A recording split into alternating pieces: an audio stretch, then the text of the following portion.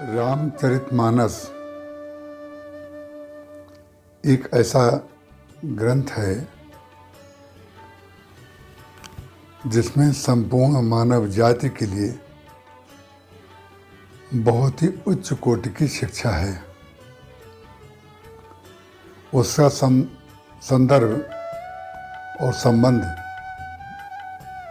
किसी धर्म से नहीं है, किसी व्यक्ति से भी नहीं है।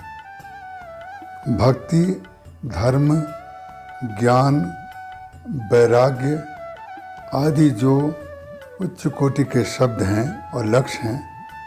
इनकी प्राप्ति करना उनके लिए संभव है जो उसके लिए अपनी जीवन यात्रा कर रहे हैं। लेकिन सबसे पहली प्राथमिकता जिसके आधार पर भक्ति और ज्ञान विभूषित होता है वो है मनुष्य अपनी जीवनी कैसे जीता है, उसका रहना कैसा है। और जो ही रहना व्यक्ति सीख जाता है, चलना, बोलना और करना सीख जाता है, उसके पश्चात ज्ञानियों के जीवन में भी यही आगे चल करके बताया गया है कि वो ज्ञानी कैसे चलते हैं, भक्तों की रहनी कैसी होती है, भक्तों का सोचना कैसा होता है, भक्त चाहते क्या हैं, ज्ञानी चाहता क्या है, कर्मयोगी का कर्म जो है योग कैसे बनता है। ये सारी बातें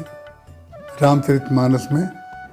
लगभग 5-7 चौपाइयों के अंतराल से हर जगह बार बार, जिसको लोग पुनरावृत्ति कहते हैं, वो पुनरावृत्ति नहीं है, वो अलग अलग संदर्भ में हमारे और आपके जीवन के लिए एक सावधानी है। तो भगवान श्री राम जब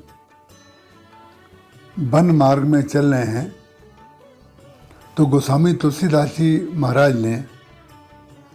बार बार इस बात को प्रस्तुत किया है कि वाल्मीकि जी महाराज के पास जब गए, अगस्त्य जी के पास जब गए, भरद्वाज जी के पास गए, तो भरद्वाज जी ने किस प्रकार से भगवान की स्तुति की और सेवा की, वाल्मीकि जी महाराज ने किस प्रकार से स्तुति की और उनकी सेवा की, और भगवान राम ने उन सारे मुनियों के लिए कौन से शब्द बोल करके उनकी स्तुति की। ऋषि मुनियों की ही नहीं, जो भगवान के परम भक्त सुग्रीव, शबरी और केवट जैसे भक्त हैं, उनके लिए भी भगवान कौन सी वाणी का उपयोग करते हैं। तो वाणी का उपयोग करना रामचरितमानस की बहुत बड़ी शिक्षा है, जो हमारे घर में, हमारे हृदय में और हमारे देश में राम राज्य बनाने में बहुत बड़ा सहयोग कर सकती है। तो अब हम जो प्रसंग आपके समक्ष लेने चल रहे हैं वो है भगवान श्री राम वनवास में चल रहे हैं और वाल्मीकि जी के आश्रम में वो जाते हैं, और वाल्मीकि जी महाराज से किस प्रकार से उनकी चर्चा होती है और उनकी क्या मांग है, भगवान राम किस प्रकार से उनसे क्या प्रश्न करते हैं और उसके उत्तर में वो किस प्रकार से ज्ञान सिद्धांत, भक्ति सिद्धांत और कर्म सिद्धांत और शरणागति के विषय में बोलते हैं, आज के पश्चात हम आपके समक्ष वो बातें प्रस्तुत करेंगे। जय श्री राम।